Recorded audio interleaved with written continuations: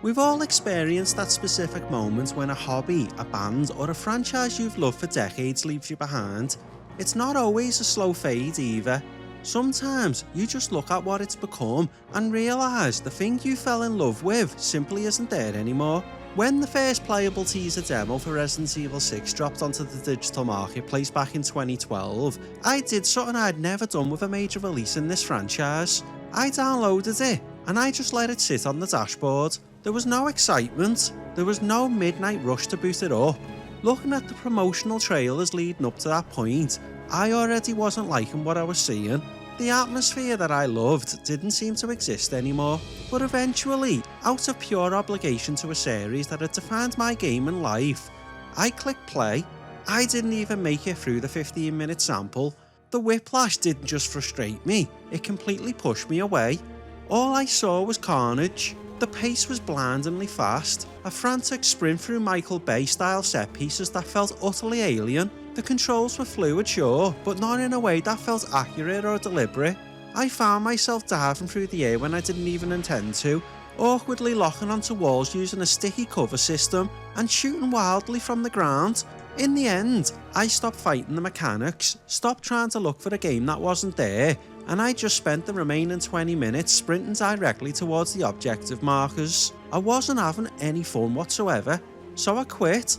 I left the demo behind and made a heavy decision. This was going to be the first major mainline entry in the franchise I wasn't going to buy. In the weeks that followed, I heard the rumbles online. The reception was a messy storm of mixed reactions. Some people enjoyed it for what it was, but most long-time fans knew exactly what I knew. This was not a Resident Evil game as we knew it.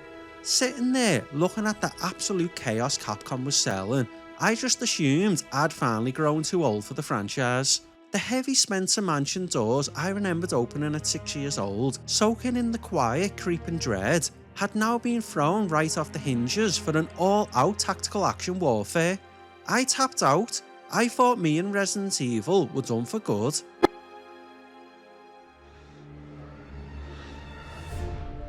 Bioorganic weapons are a global threat. Start working with the rest of the world. We have to come to my desire to reveal I'm going to tell them everything. It might create more problems than it's time we take responsibility. We want to have any chance. I've always valued your friendship, Leon. Stay right where you are.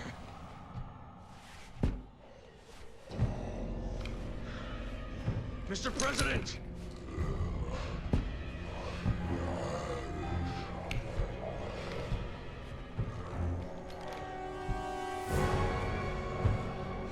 Don't make me do this.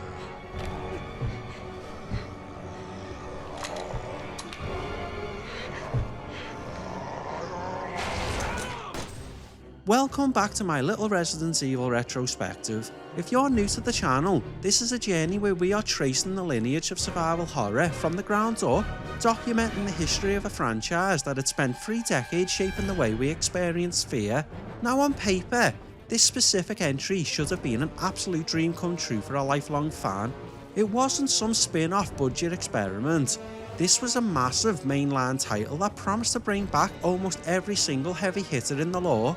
You had the return of Leon S. Kennedy, Chris Redfield, and even Sherry Birkin all growing up, alongside brand new faces like Albert Wesker's son, Jake Muller.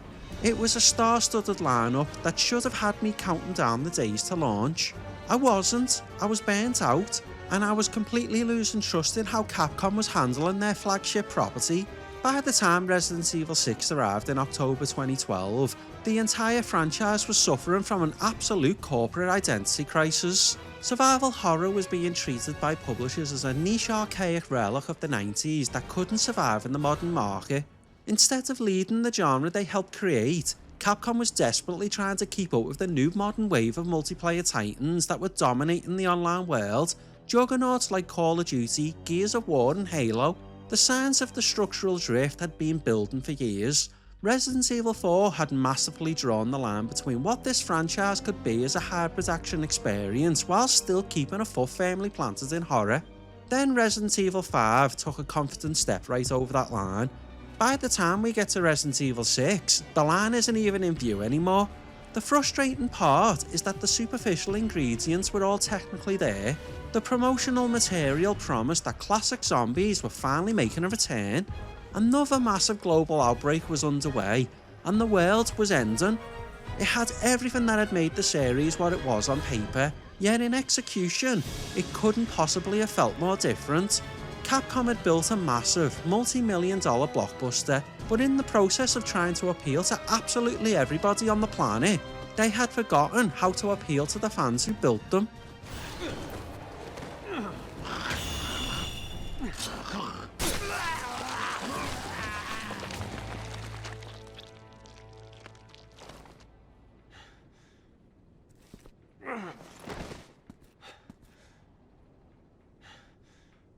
Can't let your guard down for a second.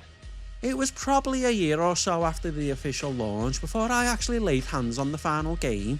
I was never willing to buy Resident Evil 6 with my own money, not after that demo, but a rental felt okay. It was just enough to try the disc, confirm what I already knew I was going to think, and pop it right back in the postbox the next day. Back then in the UK, our go-to postal rental service was LoveFilm.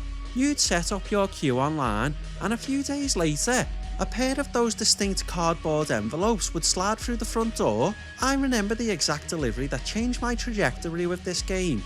2 titles arrived at the same time, Resident Evil 6 and Max Payne 3. I ended up playing Max Payne 3 all night. To me, that was the gold standard of what a highly polished, intentional third-person action was supposed to look like. It was heavy, tactical and brutal, but completely suited to its setting. It knew exactly what it wanted to be, and the mechanics matched that identity perfectly. Then I looked over at the other disc sitting on the side. Sliding Resident Evil 6 into the console right after that felt like night and day. It was attempting to chase that exact same energy, cinematic action style, but it completely lacked the mechanical polish and weight that Rockstar had nailed. For the first few hours, it was an uphill battle against my own expectations. I was fighting the game because I was still looking for the franchise I loved, but eventually, a shift happened. I realised that if I kept measuring this thing against the survival horror yardstick, I was going to send it back frustrated within the hour. So I made a conscious decision. I completely switched my brain off. I stopped thinking of it as a Resident Evil game entirely, accepted the absurdity of the spectacle, and just started mindlessly shooting my way through every single wave of enemies that rushed onto the screen, treating it exactly like the mindless action blockbusters I usually rented for a quiet weekend. And the strange thing is, once the baggage of the new name was gone, something finally clicked.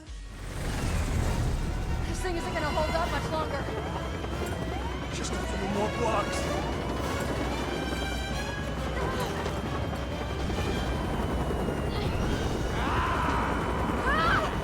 Elena!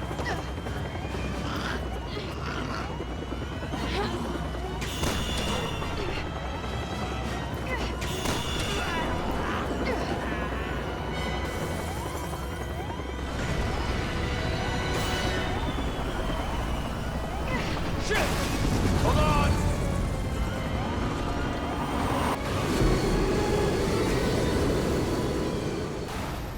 Once you accept that you're playing a summer blockbuster instead of a claustrophobic nightmare, the raw momentum of the game takes over. I started with Leon's campaign, and as I pushed through the chapters, my internal monologue started to shift. I went from thinking of this as an absolute disaster to, okay, this is actually fine. It wasn't anywhere near what I wanted from a mainline entry, but I wasn't bored either. I was actually having fun. The structure of the narrative played a massive part in keeping me hooked over the rental weekend. I genuinely enjoyed the return of the Resident Evil 2 style interwoven scenario-based storytelling. Watching the timeline cross over, seeing an event from one perspective and knowing I'd get to experience the flip side of it later, gave the massive scope a bit much more needed narrative cohesion. So, after rolling the credits on Leon and Helena's story, I felt a strange burst of momentum. I immediately jumped into Chris's campaign. Don't get me wrong, even back then, while sitting on my sofa surrounded by open cardboard envelopes, I still thought this was a terrible Resident Evil game. it felt completely disconnected from the DNA of the series. But as a dumb, loud, high-budget action game to blast through over a weekend, it kinda worked.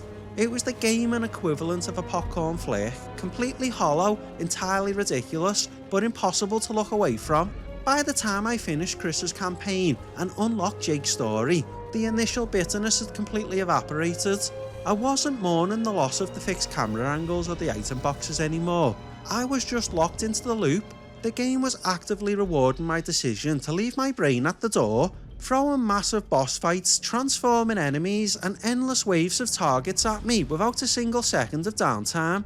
It was better than Operation Raccoon City, simply because the mechanical act of shooting and moving actually functioned properly, even if it wasn't the precise, deliberate survival horror I would have chosen. The helicopter's back! Bastard was waiting for us. Hang on!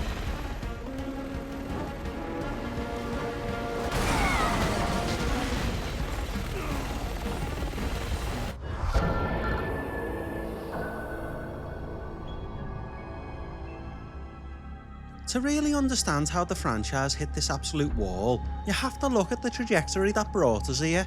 A catastrophe like Resident Evil 6 doesn't just happen overnight. It was the result of a slow corporate drift that had been happening for nearly a decade.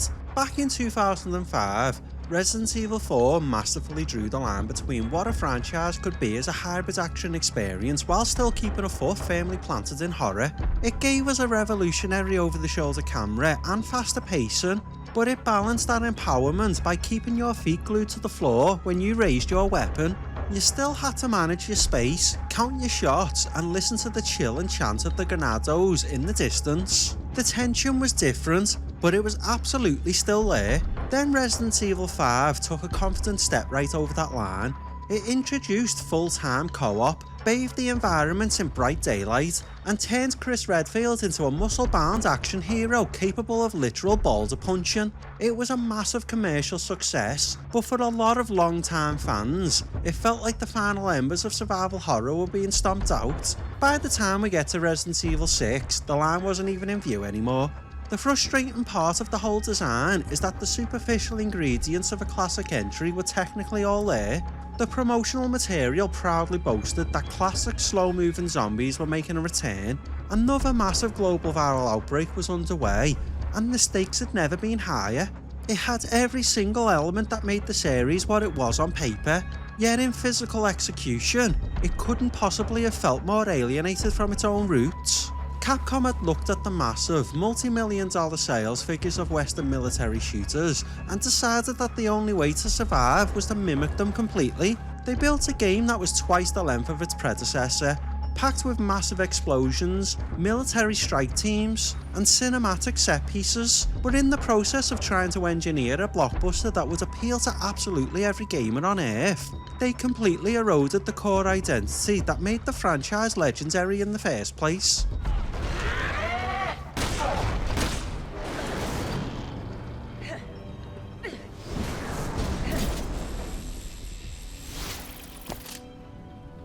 You're disgusting. When you boot up Leon's campaign, it's entirely obvious what Capcom was trying to do. This was the designated peace offering for the old school crowd. They marketed this specific segment as a return to the roots of the franchise, filling it with dark gothic imagery, rain-slick streets, and an outbreak in a university town called Tall Oaks that was explicitly designated to mirror the tragedy of Raccoon City. For the first 30 minutes, the illusion almost works. You're walking through quiet, dimly lit corridors, shadows flicker across the walls, and you actually encounter traditional, slow-moving zombies that shuffle towards you through the dark. The atmosphere feels heavy, and for a fleeting second, you think they might actually have pulled it off. But it doesn't take long for the blockbuster reality to shatter the illusion. Before you know it, the slow burn pacing is entirely replaced by a relentless barrage of Michael Bay set pieces. You aren't carefully navigating spaces. You are sprinting away from exploding helicopters, dodging runaway subway trains, and gunning down literal armies of the undead in a massive chaotic combat arenas. The stop and pop tension that defined the classic era is buried under a mountain of Hollywood spectacle. In the end, Leon and Helena's story functions fine enough. It's a highly polished, incredibly expensive piece of action entertainment that keeps you moving, and it's arguably the strongest overall segment in the box because it at least attempts to tip its hat to the past. But as an entry into the survival horror genre, it's an absolute stranger. It trades genuine dread for cheap, high-octane adrenaline, proving that even when Capcom tried to look backwards, they couldn't stop themselves from sprinting full speed ahead into the loud, modern market. Leon, hurry!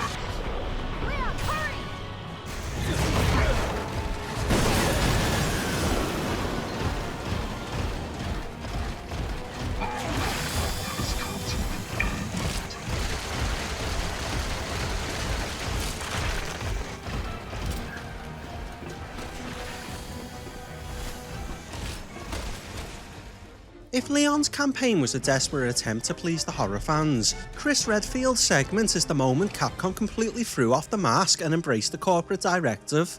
The game shifts its setting entirely, dropping you into a besieged Lanxing, China, and the fictional Eastern European state of Edonia. The gothic shadows are instantly replaced by the blinding smoke of an active war zone. This isn't survival horror, it is a literal third-person tactical military shooter. You play as Chris alongside his BSAA sniper partner, Piers Navans, leading a heavily armed strike team through the ruined streets of the urban battlefield. Instead of counting your handgun bullets or avoiding a lone creature in a tight corridor, you are ducking behind concrete barriers, exchanging automatic gunfire with intelligent, weapon-wielding Javo enemies, and watching mortar shells level the buildings around you. The Javo are a complete departure from the classic undead. They don't shuffle blindly, they interact with each other to plan flanking maneuvers, fire assault rifles, and violently mutate into grotesque avian or insectoid variations depending on where you shoot them. It turns every single encounter into a loud, frantic war of attrition, yet despite how exhausting the shift to pure military action could be, this was the segment where the structure of the game actually started to win me over a bit. I genuinely enjoyed the return of the Resident Evil 2 style interwoven storytelling. Seeing Chris's squad cross paths with Leon or Jake and realising how their individual timelines locked together gave the bloated narrative some incredibly satisfying context. Make no mistake, Chris's campaign is a terrible Resident Evil experience. It is full of idiotic, melodramatic military dialogue and loud, repetitive gun battles that feel like a second-rate imitation of the Western shooters dominating the 2012 landscape. But as a fun, dumb weekend action game to blast through when your brain is completely switched off, it kept me pinned to the screen.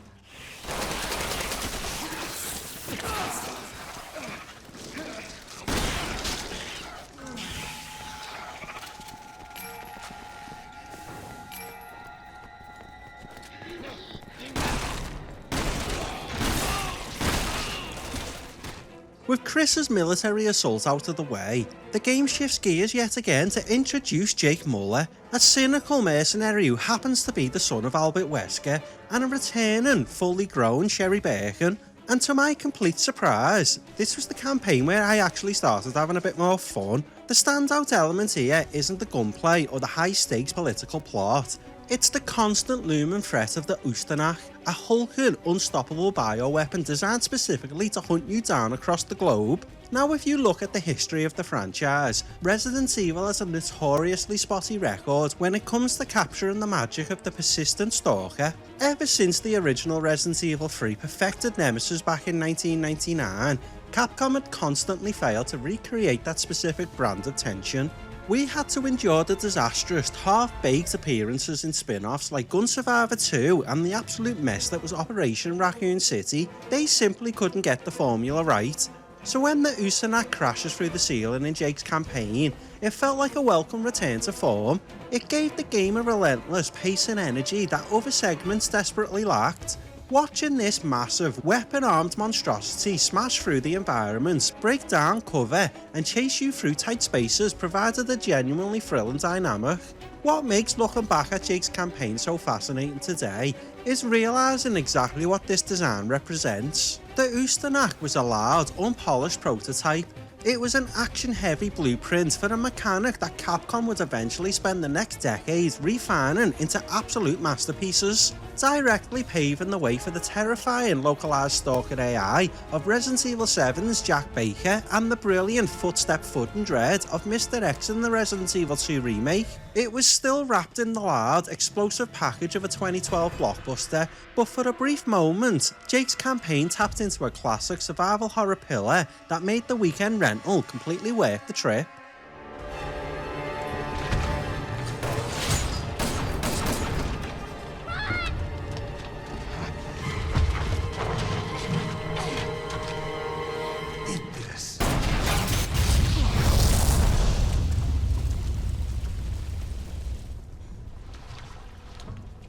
Thanks for the warning.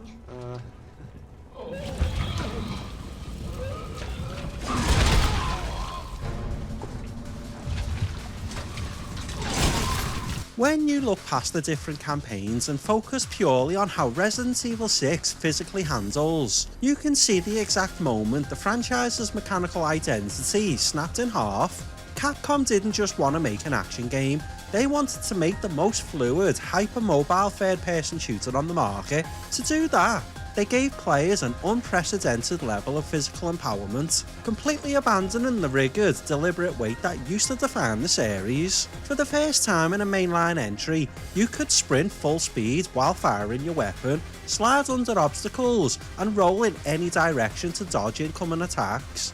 They added the ability to drop instantly on your back, shooting wildly from the ground while crawling away from danger, and introduced a quick shot mechanic that let you automatically snap to an enemy's head for an instant stagger at the cost of a physical stamina bar. On paper, it sounds like a dream control scheme for an action-heavy title. In actual execution, it felt like an unpolished, chaotic mess. The controls were fluid, sure, but they lacked any real sense of accuracy or weight. The cover system was notoriously sticky, meaning you would constantly find your character locking onto random walls or diving across the floor when you were just trying to adjust your camera angle. Instead of feeling like a highly trained tactical agent, you often felt like you were wrestling with an overly enthusiastic acrobat. The total mechanical empowerment completely eroded the fundamental root of what makes survival horror work. Fear in video games relies entirely on vulnerability and restraint. The moment you give the player the ability to drop kick a zombie in the face, dive backwards through a window while dual wielding pistols, and effortlessly slide away from a biological threat, you kill the tension instantly. You are no longer managing a crisis, you are the crisis. Capcom built a system where you never had to respect the space you were in or the enemies occupying it, turning what should have been a tense battle for survival into a sloppy, high-speed playground. Son of a bitch! Captain, we're out of time! We gotta go!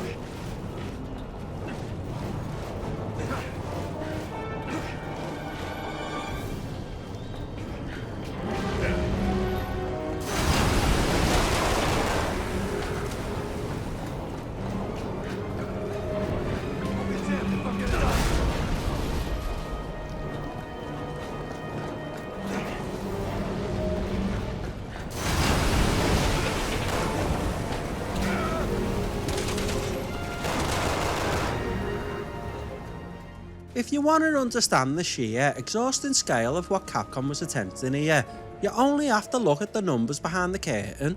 This wasn't just a big video game, it was an absolute monolith of corporate ambition. The development team swelled to a staff of more than 600 people, making it the single largest production in Capcom's entire history up to that point, and every single bit of that massive manpower is visible on the screen.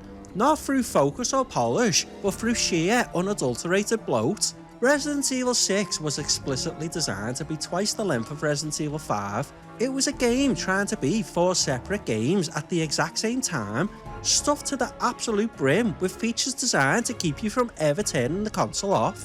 When you finished fighting through the campaign chapters, you were greeted with a massive suite of extra content. There was the traditional high-speed mercenaries mode, a separate no mercy sub-mode packed with crossover characters, a skill point upgrade system to grind through, and even an agent hunt mode that literally allowed other players to invade your game as random enemies. The game was a buffet where every single dish was oversized and overseasoned. By the time I finally rolled the credits on the 3 main campaigns over that frantic rental weekend, the staggering amount of content didn't feel like a generous reward, it felt like an endurance test. Right as the final cinematic ended, the game hit me with one last surprise. I had unlocked Ada Wong's solo campaign. I remember sitting there on the sofa, looking at the menu prompt and feeling a profound sense of exhaustion. The game had already thrown everything but the kitchen sink at me.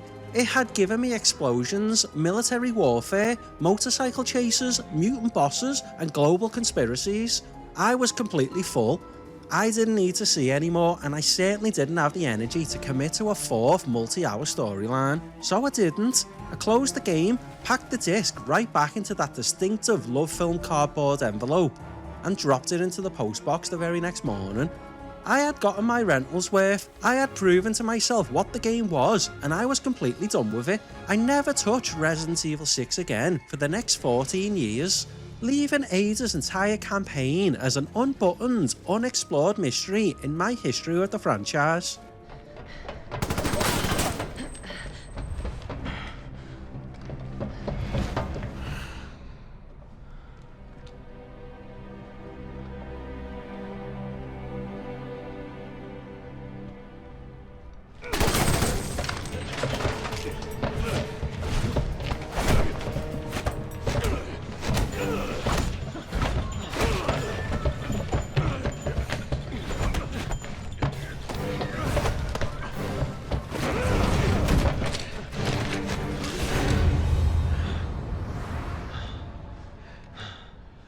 Chris? Leon? What are you doing here?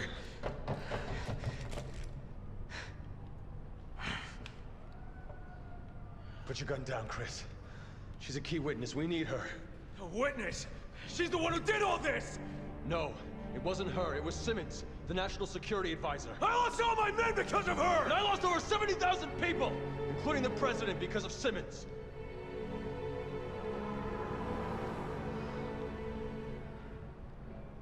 She's working for Neo Umbrella. You know what that means? Yeah, I do. And you're still going to protect this woman? I am.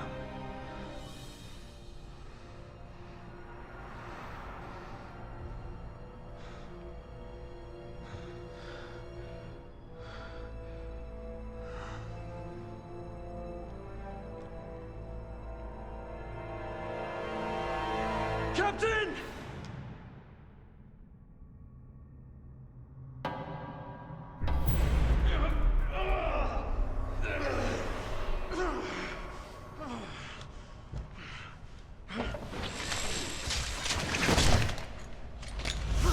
Freeze!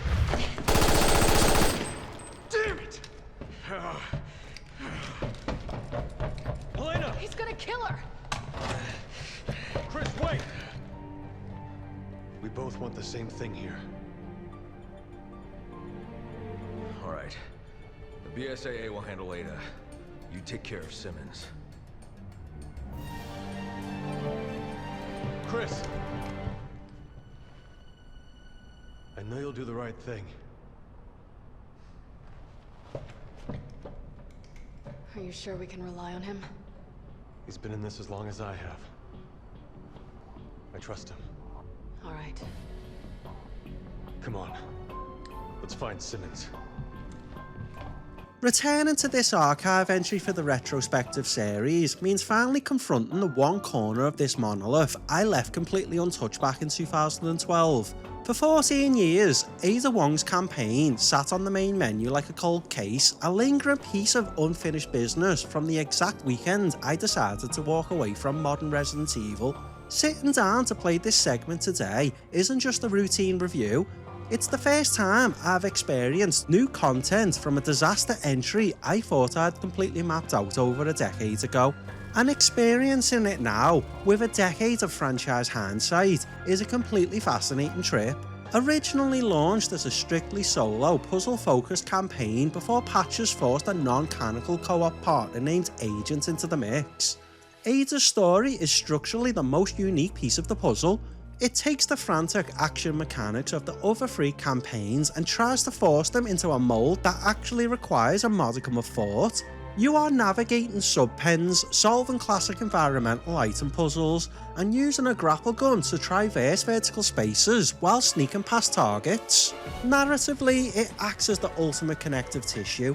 It is the behind-the-scenes cleanup operation, showing you exactly how Carla redeems Ada's corporate engineered clone, orchestrated the global collapse from the shadows while the real Ada moved through the margins to set things right. But playing it for the first time today doesn't magically redeem the wider pile-up. If anything, it highlights the structural schizophrenia of the entire project. One minute you are engaged in a slower, atmosphere-driven puzzle sequence that feels like a genuine nod to classic espionage, and the next, the game remembers it was built in 2012 and forces you into an abysmal, high-speed helicopter chase or a frantic combat arena that shatters the pacing entirely. It is a microcosm of the entire Resident Evil 6 experience. A handful of brilliant, creative ideas completely suffocated by the relentless, suffocating demands for high-octane blockbuster noise. It was a fascinating box to finally tick after 14 years in the dark, but it only confirmed what I already knew when I dropped that cardboard envelope into the postbox. Capcom had built an empire of content, but they had entirely lost the plot.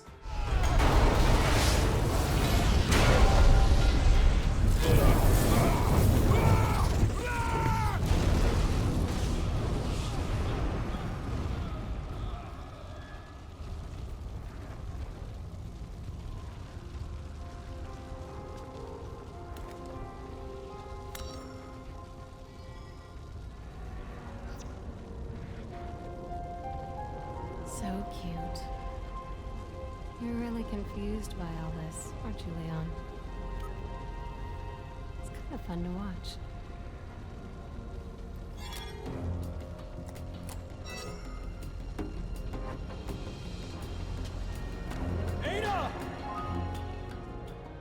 When you look at the historical wreckage left in the wake of Resident Evil 6, it's easy to view it as a total creative failure. The critical reception at the time was a messy, polarised storm of disappointment, with reviews universally complaining about the exhaustion bloat and the total abandonment of the survival horror genre. In the months that followed, Capcom openly admitted to the public that the game had suffered from intense development challenges, inadequate organisation, and a sharp weakening in sales momentum after its initial launch. Yet looking at the raw data today, a very different picture emerges. Despite the intense backlash from the core community, Resident Evil 6 went on to sell a staggering 16.8 million copies across its lifetime. It became one of Capcom's best-selling titles of all time.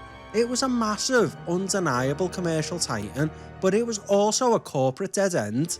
It was the absolute limit of how far the franchise could be stretched into a westernised action shooter before its identity completely dissolved into generic noise. The game had to exist. It was the necessary catastrophic pile-up that finally forced Capcom to face their own creative bankruptcy. Without this specific identity crisis, the developers would have never found the clarity to make the radical, first-person pivot back to survival horror that gave us Resident Evil 7 Biohazard a few years later. It was the loud, bloated wall they had to hit so they could finally remember how to breathe again. But before the franchise could completely reinvent itself in the modern era, there was still one more traditional step to take. Next time in the retrospective, we are diving into a title that arrived in 2015 as a direct, episodic response to the criticisms of this very game, Resident Evil Revelations 2. It's an entry that attempted to bridge the gap between the action-heavy partner dynamics of the modern era and the dark, resource-scarce tension of old, featuring the long-awaited return of Claire Redfield and Barry Burton on a desolate prison island. We will see if Capcom managed to find their footing, or if they were still stumbling in the dark. Before we close the book on Resident Evil 6, I want to say a massive thank you to all the channel members. Your support allows me to sink my teeth into these massive multi-thousand word flagships that give these colossal games the deep historical autopsies they deserve. If you want to get week early access to future episodes or see raw gameplay demos as I work through them, consider hitting that join button below. Until the next chapter, thanks for watching. Monsters have killed the others.